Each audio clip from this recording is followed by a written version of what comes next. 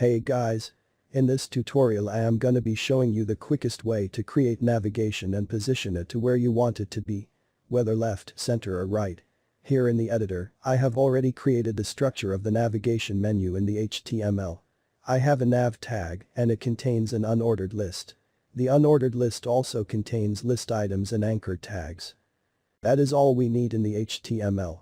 Now let's head up to the CSS file for the styling. Always remember to link your CSS file at the top here, between the meta and the title tag. In the CSS, I've eliminated default padding and margin in the browser by setting them to 0. First, we grab the nav tag. Set the height of the content area to 8 view height. And give it a background color black.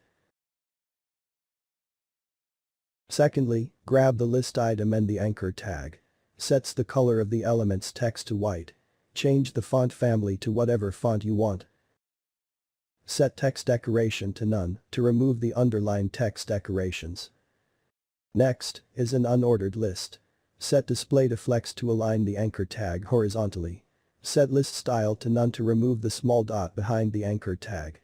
Now let's give a space between the anchor tags by setting padding to 1.7 rem. Lastly, position the navigation to where we want it to be. To get this done, we must give the nav tag a display grid.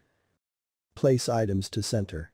This automatically places the navigation at the middle of the vertical and the horizontal axis of the nav tag.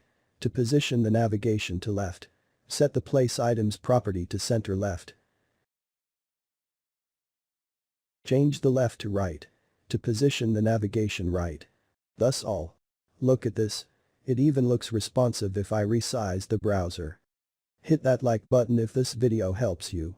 Do not forget to subscribe to be part of the family. Because it is free. Do comment if you have anything to say or ask. See you soon.